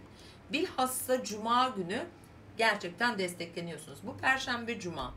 Bir dediğim gibi bak, paylaşılan kaynaklar var ya, bir konunun hukuki sürecini başlatmak veya beklenen bir mahkeme gibi düşünebilirsiniz. Bunlar çalışacaktır bu hafta. Bu 2 gün ki Cuma günü güzel bir gelişme de getirebilir. Çünkü ayın Merkür'le falan güzel etkileşimleri olacak. Aynı zamanda Uranüs'le, Venüs'le. Hukuki süreçler, eğitim, öğrenim, belki bir ticari yeni bir gelişme, yeni bir anlaşma, bir yurt dışı seyahati planı, bir proje gelişebilir. Böyle durumlar söz konusu olacaktır. Cuma günü özellikle seyahat kapıları da açılıyor. Belki de kendi içsel seyahatiniz olacak. Burada çünkü kişisel gelişimle, insanın ruhani yolculuklarıyla alakalıdır aynı zamanda. Bu kadar da yüksek bir akrep stadyumu. Akrep de ruhani olaylar ve duygularla çok alakalı olduğu için bir şeyin derinlerine iniyorsunuz gerçekten. Çok derinlemesine araştırıyorsunuz. Yani akrepler için çok önemli bir süreç ve hafta olacak. Yalnız şimdi akrepler, evet Cuma güzel, Cuma günü değerlendirin. Sadece Güneş Jüpiter karşıtlığı var. Tam burcunuzun üzerinde Akrep burcunda Güneş. Burada abartılı bir takım girişimler, söylemler, harcamalar olabilir. Yapılamayacak, tutulamayacak sözler bakımından olabilir. egonun yükseldiği günlerdir. Bunlara dikkat edin lütfen. Hafta boyunca da Mars'ın da etkisi var. Çatışmalara da girebilir insanlar. Dikkat. Şimdi geldik hafta sonuna. Cumartesi, Cuma'dan başlıyor aslında. Pazar. Sizin için böyle biraz daha kararsız kanılan diyelim. Akrepler kararlıdır ama kararsız kanılan konuları gündemine getiriyor akreplerin. Yani akrepler de ben olayım, başta olayım, benim sözüm dinlensin gibi. Yani böyle gönülleri yücedir, öne çıkmayı severler ve öne çıkmak için, kendini anlatmak için görünür oldukları bir hafta sonundalar. Ama burada zorlayıcı etkiler var. Aileyle karşı karşıya kalma ihtimali var. Çünkü tutulmadan buralar sert etkiler aldı. İlişkilerinde olabilir. Ortaklı işlerde bir takım anlaşmazlıklar söz konusu olabilir ki özellikle pazar günü biraz daha dikkat etmek gerekiyor. Çünkü Mars Şiron karesi de burada aktif olacağı için sağlıkla ilgili konular biraz yine öne çıkabilir. Buna da dikkat etmek gerekiyor gerçekten. Genel olarak da karelerin olduğu bir gün. Bir tek saat 18 sonrası akrepler için gerçekten güzel. Hani Şiron Yen enerjiler aktif olacak. Akrepler kariyerle ilgili çok hırslı bir dönemdeler. Girişiyorlar, çabalıyorlar. Bu çabaların karşılığını alacaklar ama tutulma bu aksta olduğu için biraz kadersel bir döngüdeler. Artık belki de yön değiştirmeleri gereken bir yerdesiniz sevgili akrepler. İnşallah her şey umduğunuz gibi gönlünüze göre olsun diliyorum. Yay ve yükselen burcu yay olan dostlar. Evet, yeni bir hafta ve evet 30 Ekim 5 Kasım haftasındayız ve bu hafta yay burçlarının günlük hayatlarının yoğun olduğu bir hafta, çünkü tutulma orada oldu. Ve pazartesi gününden itibaren günlük hayatları, sağlıkları, beslenmeleri olabilir, maddi manevi kendilerini güvende hissetmek ister yay burçları. Özellikle çalışma alanlarında, beslenmelerinde spor, egzersiz gibi konulara çok fazla meyilli olmayabilirsiniz. Buralarda hani yeni kararlar alınabilir. Kendinizi biraz daha fiziksel olarak da değiştirebilecek bir süreç olabilir. Tutulma burada gerçekleşti. İş, sağlık, günlük hayat, hayatla olan bağlarınız, köklerinizle olan bağlarınız gibi konular gündeminizde olacak. Tutulmanın süresince ve tabii ki yine pazartesi günü boyunca böyle gelişmeleri bekleyebilirsiniz. Evet, haftanın hani genel olarak günlere böldüğümüzde pazartesi günü böyle etkiler var. Salı gününden itibaren salı ve çarşamba arası yayların ilişkileri gündemlerinde olacak. Evet, aşk hayatları, evlilikleri, ortaklıkları, oradaki gelişmeler, orada bilinmeyen konuları merak ediyorsunuz. Bir takım karşılaştırmalar yapabilirsiniz.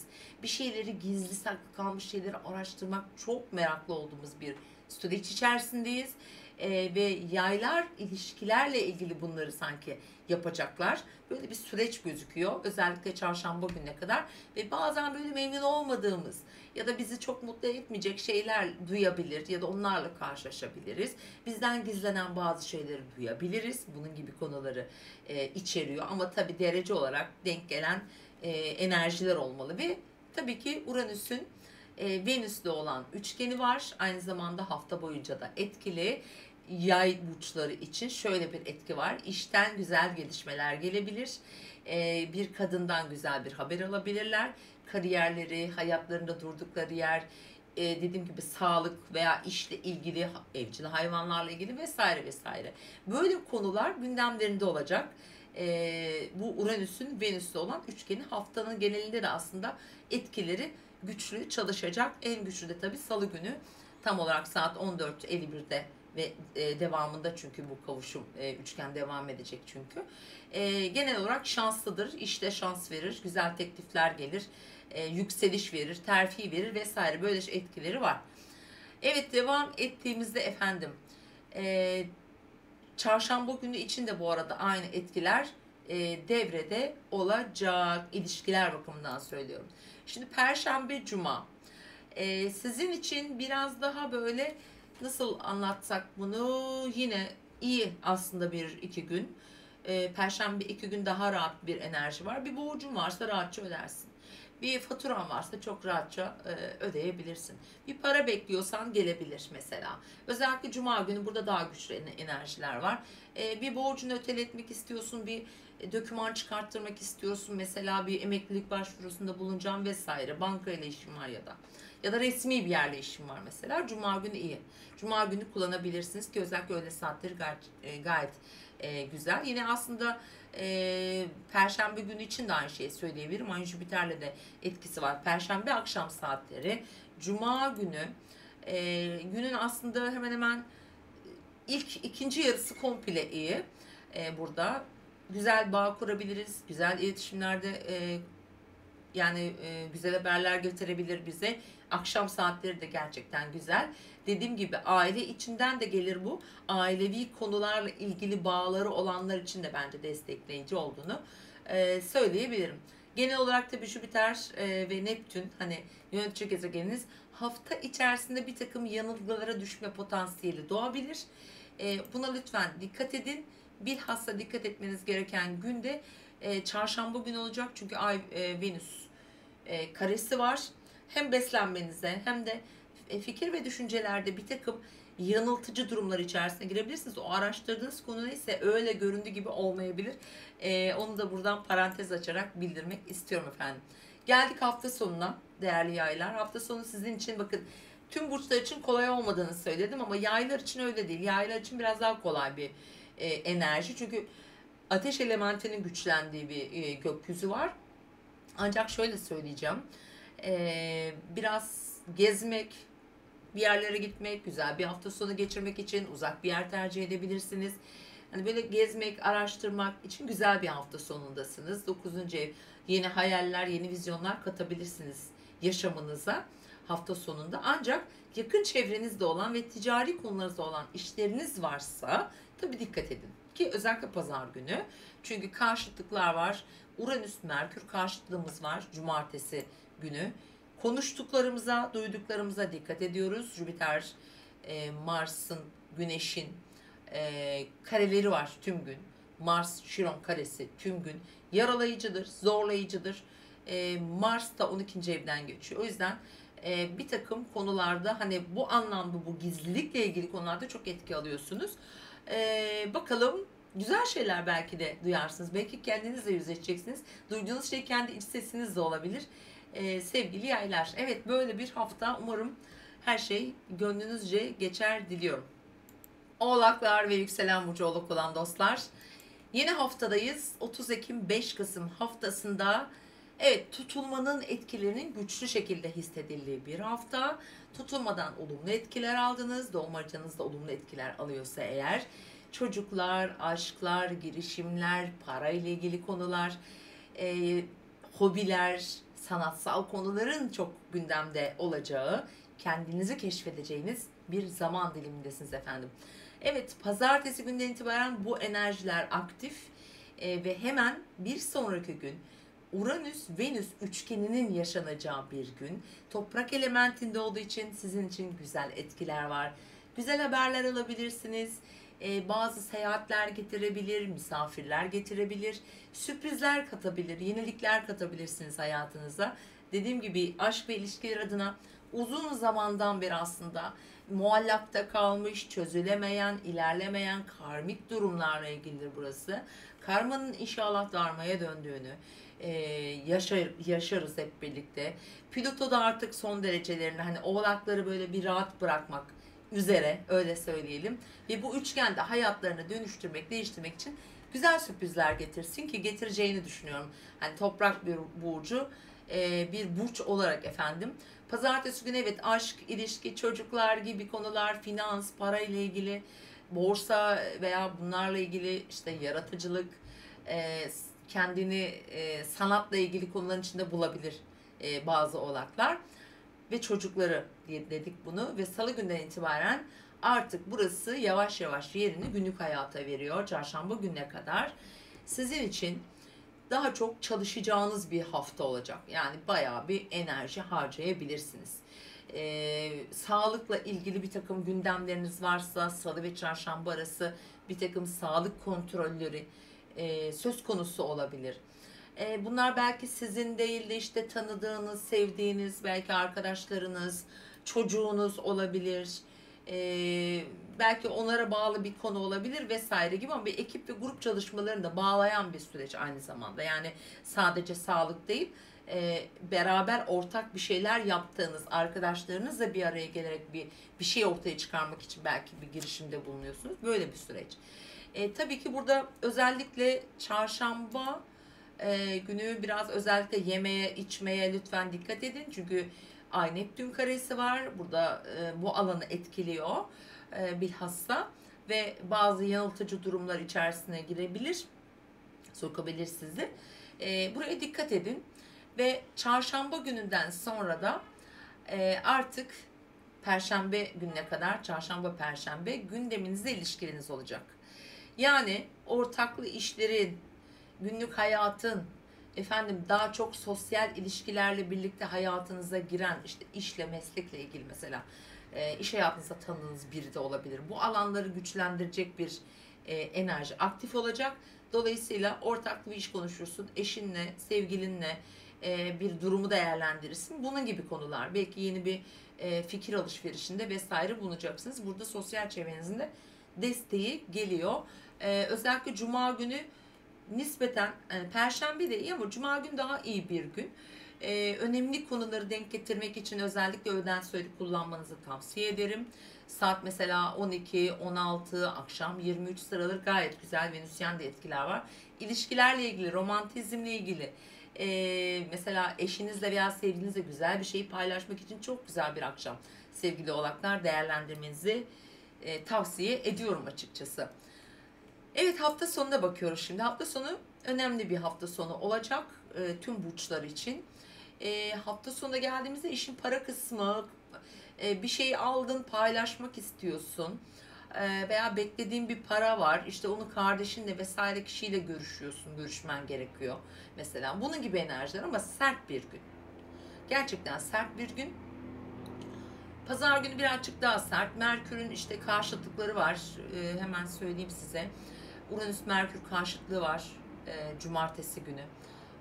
Pazar gününe bakıyoruz. Ayın Mars'ın Şiron'la karelerinin olduğu günler. Dolayısıyla da zorlayıcı olabilir. Beklediğiniz bir konu çözüme ulaşmayabilir. Burada öfkelenebiliriz genel olarak.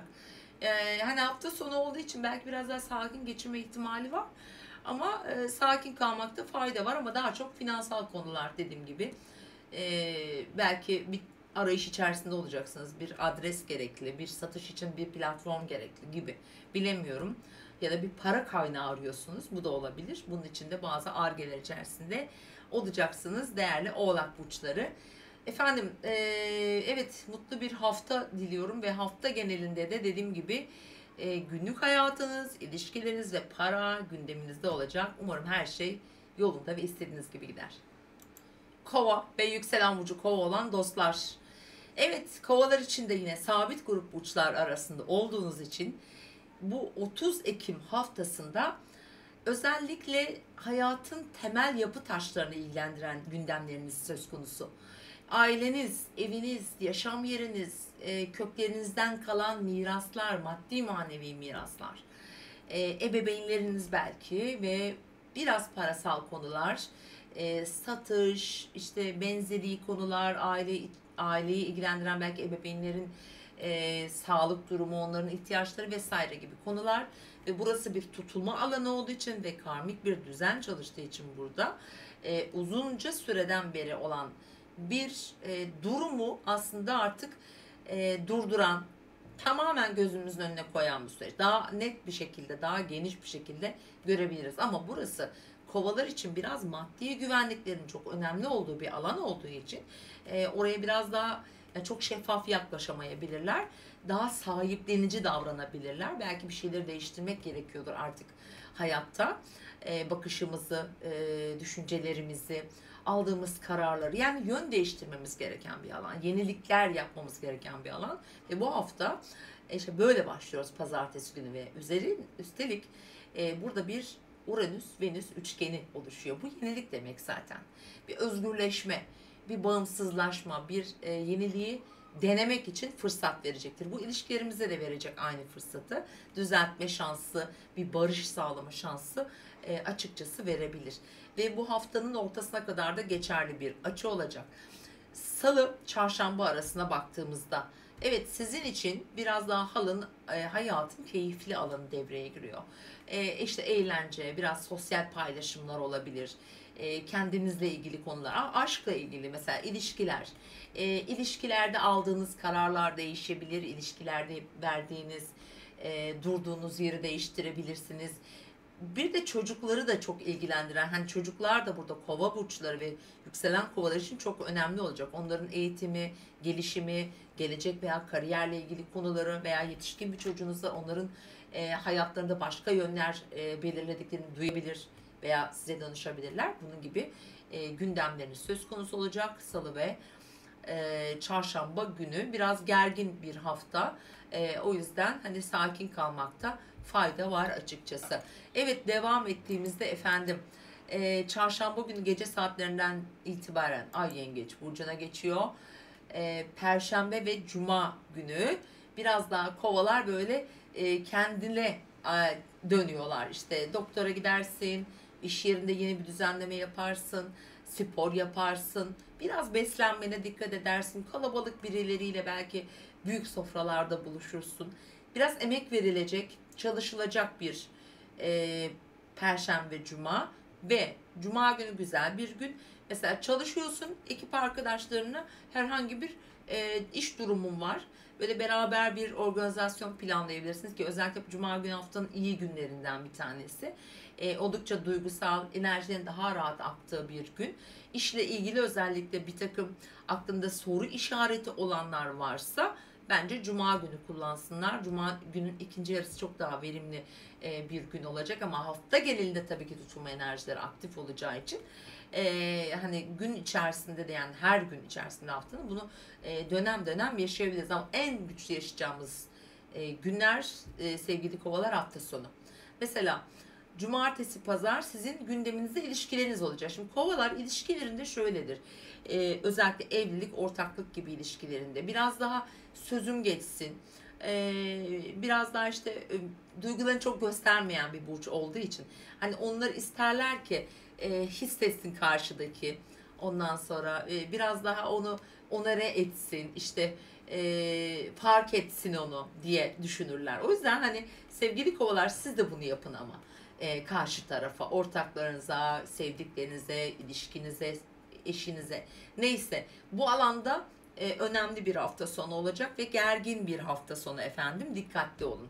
Ama ben bunu daha çok eş değil de sanki işle ilgili olabileceğini düşünüyorum. Derece olarak etki alanlar tabii burada daha önemli olabilir. Çünkü tutulmalara açı yapan bir hafta sonu. İşte ev içinde, aile içinde veya kariyerle ilgili iş, aile, ortaklık burada çok önemli sanki. Bunlar sanki biraz konuşulacak. İşte bunlar özel hayatınıza yansıyabilir. Eşinizle belki görüşeceksiniz, konuşacaksınız ama bazı anlaşmazlıklar getirme olasılığı var. Çünkü çok derin bir dönüşüm içinde kovalar, yükselen kovalar. Mesleki, kariyer anlamında özellikle köklü bir dönüşüme, bir değişime doğru gidiyorlar. Evet, gerçekten sevgili kovalar, doğum haritalarınıza baktırın, özellikle Kasım ayı en güçlü etkiyi özellikle yaşamda, kariyerde, işte, hayatın her alanında size verecek. Çok güçlü etki alıyorsunuz. Akrepler tabi, boğalar da aynı şekilde, aslanlar, kovalar ama kova burçları için tamamıyla yaşam alanlarının her alanda bir yenilik gözüküyor. Ve hafta sonunda bunların işaretleri gelecek gibi duruyor. İş yer inşallah güzel bir hafta olsun diyorum. Verimli bir hafta olsun. Görüşürüz. Balıklar ve yükselen burcu balık olan dostlar, evet, 30 Ekim haftası sizleri neler bekliyor? Evet efendim, tutulma yaşandı. Uzunca bir süre etkilerini yaşayacağız. Yakın çevrenizde olan tüm karmik bağlarınız, geçmişe dayanan bağlarınıza dönüşüm oluyor artık. Artık bakış açımızı değiştiriyoruz. Farklı düşünüyoruz. Yeniye biraz daha adım atıyoruz. O karmayı darmaya döndürmek için kabule geçiyoruz. Ve orada bir yenilik yapmamız gerekiyor. O yüzden kardeşleri olanlar, balıkların özellikle yükselen balıklar, kardeşler gerçekten ve yakın çevrenizdeki insanlarla olan göremediğiniz her şey ortaya çıkacak. Biraz kendinizle de yüzleşebilirsiniz açıkçası. Hani gökyüzü diğer burçlara göre nispeten size bu olanağı sağlıyor. Hani görme, fark etme, yolun açılması gibi. Hani o üçüncü göz açılması gibi. Belki de çakralarınızı açacak bir durum. Çünkü gökyüzü bir yandan da sizi destekliyor aynı zamanda. Bence bu süreçte en iyi diyeyim etkiyi alan burçlardansınız, öyle söyleyebilirim. Evet, böyle bir etkiyle başlıyoruz. Yakın çevrenizde olan bağlarınızın gündeminizde olduğu. Bu işin içine para da girer. Bu işin içine kesinlikle aile girer. Şu üçgenin arasında bir süreçtir bu. Ve şunu söylemek istiyorum. Hemen Salı günü Uranüs Venüs arasında bir üçgen açı gerçekleşiyor. Bu sizler için eş, partner ilişkilerinde belki de hiç alakası olmayan yeni bir durum da olabilir. Bu iş anlaşması da olabilir. Burada ani bir kapı açabilir, bir sürpriz getirebilir. Eğer burada bir yerleşmeniz varsa gerçekten bu sürprizden çok etkilenebilirsiniz. Sürpriz olmayabilir. Artık umudunuzun kalmadığı bir konuda aniden gelişebilecek bir, belki dediğim gibi para, belki kardeşlerinizle, belki ailevi konularla ilgili. Bu seçenekleri söyleme nedenim doğum haritasındaki yerleşimler buralarda olabilir. Hani net olmayabilir ama genel olarak paylaşılan kaynaklarla yakın çevremizde olan ilişkilerimizi anlatıyor. Evet, ve Salı gününden itibaren çarşamba gününe kadar evdesiniz. Tüm evinizle ilgili konular hayatınızda olacak. Yeni girişimler, temizliktir, değişimdir, bir şeyleri paylaşmak, konuşmak, aynı zamanda köklerinizi ilgilendiren konular, miraslı konular, bir şeyin alımı satımı gibi konuları da konuşabilirsiniz. Bakın, çok önemli olacak bu anlamda. Bunlar biraz köklü konular çünkü önemli bir hafta bu. Öyle sıradan durum veya konuşmalar olmaz açıkçası. Ama tabii doğum haritanız nasıl etki alıyor bilmiyoruz. Çünkü gökyüzü sert. Gerçekten sert. Yani çarşamba günü de mesela yine yanıltıcı durumlar da var. Şimdi Merkür Şiron yüzeliliği var. Lütfen konuşurken yaralayıcı, kırıcı veya trafikte lütfen dikkat edin. Biraz zorlu bir enerji var. Bugün o Şiron bizi biraz zorlayabilir. Ve yanılgılara da açık bir gün, özellikle 14 ve 15-16 arasında daha dikkatli olun. Zihinsel olarak da dalgınlıklar verebiliyor efendim. Şimdi evet, Perşembe ve Cuma'ya geldik ve evet, balıklar için, yükselen balıklar için güzel bir iki gün. Su elementindeki gökyüzünün desteğini alıyorsunuz. İşte biraz önce konuştuğum konulara takviye, ilaveten mesela devam ederse, mesela diyelim ki çocuklarınızla konuştuğunuz bir konuyu ya da sevgilinizle konuştunuz, aşk da buraya giriyor. Ya da aile içindeki bireyler bunu aldı, başka bir ortama taşıdı, bir daha bu yeni bir gündem oluşturdu. Mesela Cuma günü çok güzel bir anlaşma yapılabilir. Eğer böyle önemli bir kağıt mı imzalanacak, bir resmi bir durum mu var, bir konu mu var, parasal anlamda da olabilir, bir kağıt satın alabilirsiniz, bir ne bileyim gayrimenkul demeyelim de biraz daha böyle hızlı alıp satılan konulardan bahsediyorum. Bu Perşembe, Cuma iyi bir iki gün ki özellikle Cuma günü öğleden sonraki saatlerde güzel anlaşmalar yapılabilir açıkçası. Güzel gelişmeler olabilir. Kredi ile ilgili konularda olma olasılığı var. Doğum haritanıza göre bunlar değişiklik tabii ki gösterecektir. Efendim, geldik hafta sonuna sevgili balıklar. Cumartesi, pazar biraz daha sağlıkla ilgili konuları gündemimize getiriyor. Belki de sağlık olmaz da bütün hafta sonu evi temizlersiniz. Ya da diğer bulunduğunuz ortamlar olabilir. İş yeriniz, ofisiniz de olabilir. Biraz detaylara, ayrıntılara zaman ayıracağımız bir iki gün. Ancak işle, sağlıkla, evcil hayvanlarla, efendim parasal konuda, miraslı konularla ilgili olma ihtimali var mı? Var gerçekten. Veya paylaşılan kaynaklarla ilgili bir takım tartışmalı ortamlar olabilir. Akrabalarınızla olabilir bu. Hani belki direkt birinci derece değil de hani biraz daha uzak. Böyle gündemler söz konusu olabilir. Evcil hayvanlarınızın daha belki bakımı, işte sağlığı vesaire bunlar gibi konularda olabilir. Hafta sonu yoğun bir hafta sonu yani sizin için. Kendi sağlığınız, kendi kişisel bakımınız bununla da ilgilenebilirsiniz. Balıklar için böyle bir hafta sonu olacak efendim. Evet sevgili arkadaşlar, bütün burçlarımızı anlattık. Neredeyse 1 saat 35 dakika olmuş. Ben anlatmaya başlayalım. Umarım güzel bir hafta geçirirsiniz. Sakin kalmak önemli. Öyle harika günlerden geçmiyoruz. Çok kadersel etkilerden geçiyoruz. Şurada yazan telefon numarasından efendim 2024. Beni neler bekliyor? 2024'te acaba neler yaşayacağım diye düşünüyorsanız, bir doğum haritası danışmanlığı almak istiyorsanız şu numaraya, WhatsApp numarama mesaj atabilirsiniz. Ve lütfen beni izleyen, şu saate, şu dakikaya kadar izleyen herkese de çok çok teşekkür ediyorum. Lütfen bir yorum bırakın, beğeni bırakın, videomuzu paylaşın. Daha çok insan izlesin, daha çok insanda fayda bulsun diyorum. Evet, bütün hafta kontrollü olmayı lütfen unutmayın. Yine sizlerle birlikte olmaya devam edeceğim efendim. Sizi seviyorum. İyi ki varsınız. Tüm geçmiş olsun dilekleriniz, o güzel dualarınız, çalışmalar yapıyorsunuz. Bazılarınız WhatsApp'tan atıyorsunuz. Aman Allah'ım, inanamıyorum. Gerçekten elleriniz, kollarınız, kalbiniz dert görmesin. Allah herkese ektiğini biçermiş. Vallahi o kadar mutlu ediyorsunuz ki beni anlatamam size. Çok teşekkür ediyorum. Rabbim kimseyi çaresiz bırakmasın ama yani sevmek, sevilmek inanılmaz güzel bir şey. Bu parayla hiçbir şeyle satın alınamayacak bir şey. Çok teşekkür ediyorum herkese. Bu içinden geçtiğim süreçte beni yalnız bırakmadığınız için sevgili dostlarım. Evet, tekrar görüşmek üzere diyorum ve haftaya ya da belki bu hafta içi tekrar görüşmek üzere. Ha, şunu hatırlatacağım. Birkaç arkadaştan şu geldi.